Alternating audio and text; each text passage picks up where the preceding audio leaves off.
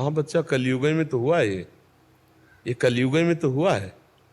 भगवान श्री कृष्ण चंद्रजू द्वापर में जब अंतिम चरण चल रहा था तो मुचकुंद का नाम सुना होगा।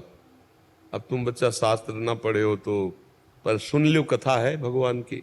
तो वो इतने बलवान थे मुचकुंद नाम के राजा कि देवराज इंद्र ने उनको दैत्यों से संग्राम के लिए अपनी सेना में लिया।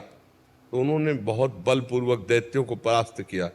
जब देवराज इंद्र की विजय हुई तो उन्होंने कहा कि आप जो कुछ मांग लो मैं दे दूंगा। तो उनका इस समय मैं थका हुआ हूं, कुछ नहीं चाहिए, मुझे नींद चाहिए। तो वो गुफा में जाकर के लेट गए। तो देवराज इंद्र ने आशीष दिया था, वरदान, कि अगर तुम्हें कोई जगा देगा तो तुम्हारी दृष्टि पड़ते ही भस्म हो जाएगा। तो भगवान जब मथुरा में थे ना, तो ये जरासंध कई बार आक्रमण किया, बहुत बड़ी अक्षौणी सेना लेकर के कई बार। भगवान बलराम जी हर सेना को नाश करके उसको जब मारने को होते तो भगवान श्री कृष्ण से छुड़वा देते। तो एक बार नारद जी ने, कालयवन था बड़ा वीर, तो नारद जी से पूछा कोई बलवान है मेरे साथ जो लड़ सकता है? बोले हाँ, भगवान श्री कृष्ण है मथुरा में, आपसे लड़ सकते हैं। तो इधर जो है कालयवन कई लाख मलेच्छों की सेना लेकर भगवान पर आक्रमण किया, और उधर तैयारी जरासंध कर रहा था। तो भगवान ने सोचा कि इसका उद्धार मुचकुंद से करवाएं चल करके, क्योंकि इधर हम लड़ने में लगेंगे तो उधर वो आक्रमण करके पूरी मथुरा को घेर लेगा।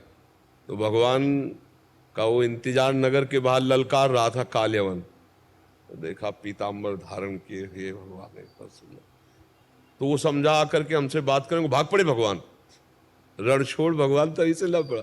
और उनकी लीला थी, वो पीछे दौड़ा कि अरे श्री कृष्ण तुम्हारी इतनी महिमा है और तुम हमारे योद्धा, हमारे जैसे योद्धा को पाकर युद्ध ना करके पीठ दिखा के भाग रहे हो, रुक जाओ। भगवान भागे चले जा रहे, वो पीछे पीछे भागा, भगवान उसी गुफा में ले गए जहां मुचकुंद जी शयन किए हुए थे। जाके अपना पीताम्बर उड़ा दिया, और थोड़ा पीछे था, भाग के गया। तो उसने कहा अच्छा, हमको यहाँ दौड़ा के लाया, खुद पीताम्बर और तान करके और सो रहा है।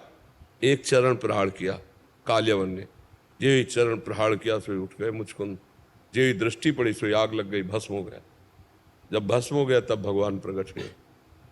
भगवान को देखकर बहुत आनंद मगन हुए, बड़ी स्तुति की, वंदना की। कहा प्रभु ये कौन था जो भस्म हो गया? तो बताया काल्यवन था। तो उनका प्रभु आपके दर्शन का फल है आपकी प्राप्ति निरंतर, आप हमें कृपा करें। तो उनका हमारा दर्शन तो हो गया है, पर हम चाहते तुम एक जन्म और लो और मेरी भक्ति का प्रकाश करो।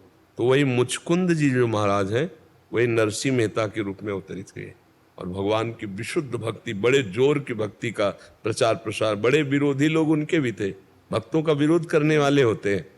वो जो शुद्ध भक्ति नहीं होती, उनके हृदय में जलन होती, तो अब भक्तों की वो निंदा करने लगते हैं, भक्तों को गिराने की चेष्टा करते हैं, भक्तों को मारने की चेष्टा करते हैं। ये भगवान की लीला है। तो महापुरुषों को जानने के लिए जब तक हम महापुरुषों का संग नहीं करेंगे, भजन नहीं करेंगे, तब तक हमें दोष दर्शन हो जाएगा। जैसे आपको होगा कि नरसिंह मेहता को माया, नहीं नहीं नहीं, एकदम गोविंद के अनन्य थे, एकदम गोविंद के अनन्य।